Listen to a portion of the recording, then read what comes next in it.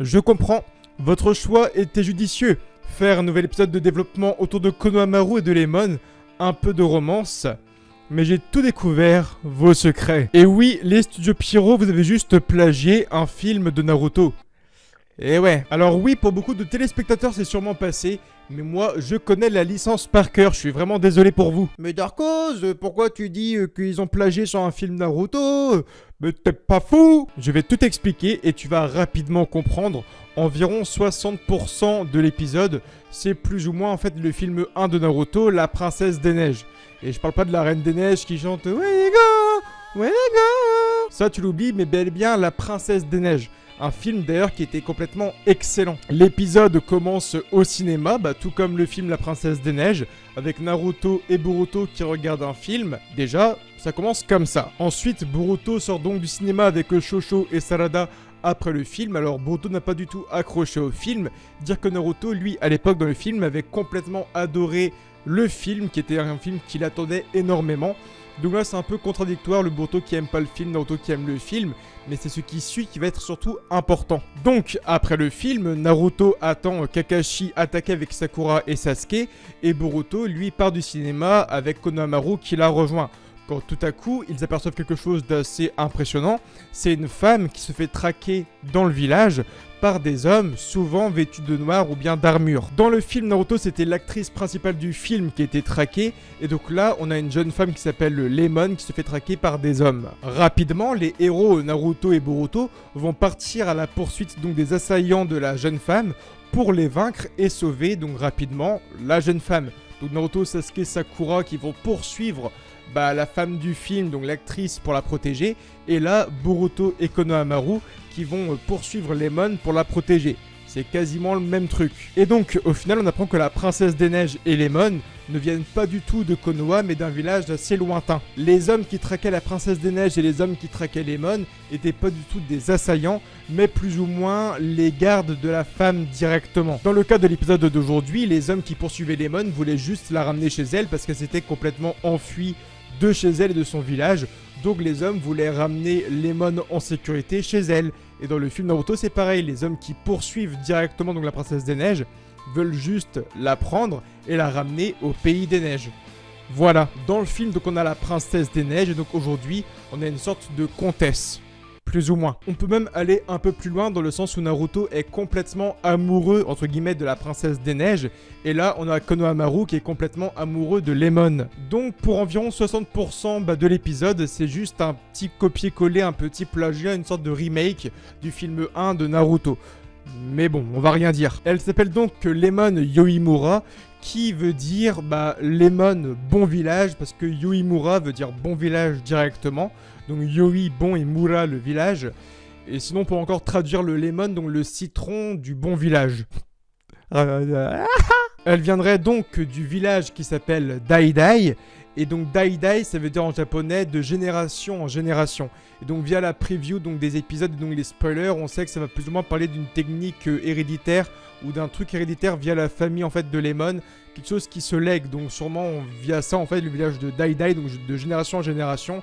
Donc une capacité, un don, quelque chose qui se donnera de génération en génération dans la famille de Lemon. En tout cas, l'épisode tourne beaucoup autour de la romance entre Konohamaru et Lemon, avec on vous montre un peu le bureau de l'Hokage, on vous montre la société de Kanemarimon, on vous montre, je sais pas, les burgers, on vous montre tous ces trucs-là et tout. Il y a beaucoup de clins d'œil à droite à gauche, en fait, à Naruto Shippuden, ou même les films The Last, par exemple. Pour donner un ordre d'idée, lorsque Konohamaru court sur les toits en portant Hinata, c'est d'ailleurs quasiment les mêmes plans lorsque Naruto court avec Hinata dans ses bras, ou encore lorsqu'il traque l'un des assaillants de Hinata dans le village au début de The Last. C'est quasiment les mêmes plans, c'est les mêmes toits, c'est un peu les mêmes angles de vue et tout. Est-ce qu'on peut dire que c'est un clin d'œil? Je ne sais pas, mais ça m'a quand même fait beaucoup penser à The Last pour un moment. Ce qui est marrant, c'est que ça tourne beaucoup aussi autour du kore de Konohamaru. Donc comme vous le savez, beaucoup de personnages de Naruto et Boruto terminent leur phrase d'une certaine façon, comme Datebasa, Datebayo, Datebane pour Kushina, et on a kore pour Konohamaru. Donc Konohamaru donne toujours ses phrases et finit par kore qui veut dire quoi. Donc c'est un peu un truc qu'on utilise aussi un peu, nous aussi en France et même beaucoup, c'est tu vois, j'ai été boire un verre avec elle, quoi. Et tu vois, ce quoi, en fait, le quoi que certaines personnes dans notre monde actuel aussi mettent en fin de phrase, Bah en japonais ça se dit Kore. Donc Konohamaru depuis qu'il est petit, hein, depuis l'épisode 2 de Naruto, on le voit souvent en finissant ses phrases par Kore. Donc Datebayo Kore, Naruto Kore, enfin toi il finit toujours ses phrases par Kore. Et on a Lemon qui appuie là-dessus en disant ouais mais moi ça m'intrigue quand même parce que bah vous êtes mignon, vous êtes sympa, mais ces phrases que vous terminez toujours par Kore, je trouve ça ultra mignon. Donc il y a beaucoup de romances, c'est marrant et c'est la première fois, bah voilà, en plus de 800 épisodes maintenant, en mélangeant Naruto Shippuden et Boruto, en plus de 800 épisodes, c'est je crois la première fois que quelqu'un relève le fameux tic de langage de Konohamaru qui est le Kore. Et je crois que c'est la première fois que quelqu'un relève le tic de langage de Konohamaru. Konohamaru m'a également fait plaisir en disant voilà, moi je n'ai pas de fiancé, moi les films un peu de romance comme t'as été voir Boruto, bah je m'en fiche un peu parce que moi ma fiancée c'est mon Nindo, c'est ma voix du ninja. Il a dit ça, j'ai fait Konohamaru, beau gosse, j'ai ultra kiffé Konohamaru qui fait moi ma fiancée, c'est le Nindo, c'est la voix du ninja. Genre, je m'en fous d'être en couple, je m'en fous d'être amoureux, moi je vais être un grand ninja, je vais être Hokage. Surtout qu'en fin d'épisode, plus ou moins, il est sur la statue de Hiruzen. Il parle de son grand-père, il fait voilà, ce village, lorsque j'étais petit, il a été attaqué. Mon grand-père a donné sa vie, pas pour le village. Il m'a donc appelé Konohamaru, donc qui est une référence au village qu'il a aimé, cette cité qu'il a tant aimé et tout. Donc rien que pour ça, je vais être un Hokage comme lui, aussi puissant que lui. Je m'entraîne tous les jours pour avoir son niveau. On dirait pas. Déjà, désolé Konohamaru, je te kiffe, je te surkiffe. J'espère que tu auras des rôles hyper importants dans Boruto, mais on dirait pas. On dirait pas que t'es si chaud que ça, enfin genre pour un mec qui s'entraîne tous les jours, qui doit avoir quoi? Tu dois avoir ouais facile 20 ans maintenant. Bah t'es pas ouf hein. Pour un mec qui s'entraîne tous les jours, hein? Va au Myoboku, entraîne-toi un peu, je sais pas. Fais un truc pour aller un peu plus vite parce que t'es censé être plus épique que ça quand même. Hein. Un petit Konohamaru selon moi contre Jogo, il était censé lui mettre une tatane rapidement et calmer Jogo en 2-2. Ça aurait été badass. Hein. Et Konohamaru, voilà, pour un mec qui s'entraîne tous les jours. Ah, t'es pas fou. À un moment, on passe également par le magasin de brochettes de Dango de Konoha. Je ne vais pas dire de bêtises, hein, je vais pas trop me tromper non plus, mais je crois que c'est le magasin de Dango, la boutique, le restaurant de Dango, donc de brochettes, où s'était arrêté Kisame et Itachi manger avant de retrouver Sasuke, Jiraiya, Naruto dans l'hôtel, entre guillemets. Si je me trompe pas, c'est ça. À un moment, t'as Kakashi qui est à la sortie et tout, et Kakashi sent une présence, ils se retournent vers Itachi et Kisame, ils ne sont plus là. Et voilà, Itachi et Kisame étaient dans ce restaurant de Dango et je crois que c'est exactement le même restaurant. C'est hyper cool comme clin d'œil, si tu l'as remarqué. Au final, après avoir visité Konoha, Lemon se fait rattraper par ses assaillants, donc ces hommes de garde entre guillemets, qui le ramènent au village de Daidai. Et on a Konohamaru et Boruto qui vont aller à la recherche de Lemon, donc direction le village de Daidai pour la retrouver. Parce que Lemon avait donné et confié un mouchoir à Konohamaru qu'il ne lui a pas rendu. Et donc ça se finit comme ça avec un Konohamaru et Boruto qui arrivent avec un fameux burger au citron. D'ailleurs c'est un peu marrant parce que c'est le nouveau burger de Konoha fait de citron, la fille s'appelle Lemon. Wouhou! Sauf que nous avons quitté une Lemon qui était amoureuse de Konohamaru, qui avait des sentiments vers Konohamaru.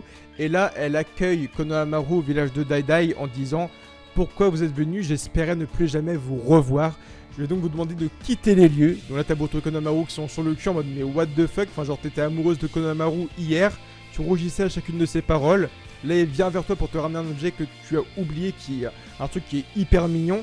Et tu lui demandes de dégager, mais qu'est-ce qui se passe? Et là, sur le balcon, on voit donc le meilleur ami de Lemon, donc parce qu'on a vu dans les spoilers. Le meilleur ami de Lemon qui est juste un color swap de Toneri. D'ailleurs, le fait que Lemon refuse l'amour de Konohamaru me fait également énormément penser au fait que Hinata refusait l'amour de Naruto lorsqu'il y avait Toneri. C'est exactement le même schéma. Lemon refuse l'amour de Konohamaru pour l'homme en rouge et Hinata refusait l'amour de Naruto pour Toneri. En plus, les deux hommes ont le même design à 100%. Ça veut dire que tu prends Toneri Otsutsuki, tu lui changes rapidement la couleur de peau, des yeux et des cheveux. Et bah c'est Toneri Otsutsuki. Ça se trouve c'est lui qui a fait une teinture des cheveux les gars, on va pas se mentir. En plus il a la couleur de cheveux du clan Uzumaki. Peut-être que c'est Toneri Uzumaki, les autres qui partent trop loin ça. En tout cas j'ai hâte de voir jusqu'où on va aller. Donc on sait voilà qu'il va avoir un peu de romance. Est-ce qu'on peut dire que Lemon sera la copine, la femme maintenant de Konohamaru? Je ne pense pas. Je ne vois pas une femme comme ça devenir copine, femme de Konohamaru. Elle est beaucoup trop random selon moi. Surtout que dans le manga, on a pour l'instant jamais entendu parler de la copine de Konohamaru, d'une soi-disant Lemon. Donc je ne pense pas qu'elle deviendra la bien-aimée de Konohamaru. Mais cet homme aux cheveux rouges peut être carrément badass, voir quel jutsu il utilise, parce que c'est sûr qu'il a fait un truc à Lemon. Lemon était carrément amoureuse de lui, et là on voit que ce mec a une certaine emprise sur Lemon, c'est d'ailleurs son meilleur ami. Peut-être qu'il est amoureux secrètement de Lemon, qu'il veut préserver un truc, qu'il veut la préserver peut-être pour une certaine raison, peut-être le fameux don de génération en génération de leur village ou de leur cité, là, le Dai Dai. On verra, ce mec peut être badass, j'espère qu'il le offrira de très très bons combats. Alors là, on va avoir, je crois, 3-4 épisodes, si ce n'est plus, sur le côté Lemon et Konohamaru. J'espère tout simplement qu'on va avoir de très beaux combats de ce fameux mec, je ne sais plus comment il s'appelle d'ailleurs, de cet homme aux cheveux rouges contre Konohamaru. J'espère qu'il y aura un beau combat où Konohamaru ira un peu plus loin de ses capacités et montrera en fait le réel entraînement qu'il a suivi pendant ces fameuses longues années. En tout cas, je vous dis à très bientôt pour de nouvelles vidéos. L'épisode était bon, ça se regarde, hein, c'est pas épique, c'est pas ouf non plus. Mais je fais confiance envers les studios Pierrot, s'ils nous font ce genre d'épisode, c'est qu'il y a une raison, forcément, donc je leur fais confiance, on verra comment ça avance, et puis de toute façon, on va pas non plus râler, hein. Le coup de la pétition, je rigolais, faire une pétition pour arrêter les HS, ils s'en foutent. Les studios Pierrot, ils ont l'argent, ils font ce qu'ils veulent après. Niveau épisode, que l'on fasse une pétition avec 1 million de signatures ou autre, je pense qu'ils s'en foutent carrément. En tout cas, on verra. Je pense que l'arc de Lemon et de Konohamaru peut amener des choses très très bonnes. Ça peut aussi rendre Konohamaru également plus mature. Donc on verra tout ça, j'ai hâte aussi parce que là il y a surtout Boruto et Konohamaru, ça veut dire que t'as pas Sarada, t'as pas Mitsuki. Donc t'as vraiment ce lien Konohamaru-Boruto qu'on connaît depuis le début de Boruto aussi, où t'as cette espèce de grand frère, petit frère, tu vois. Enfin, il y a vraiment ce lien fraternel entre les deux, en plus d'être sensei et élève, donc j'ai hâte de voir comment ça peut être développé. En tout cas, je vous dis donc à dimanche prochain pour une nouvelle vidéo, et date bané.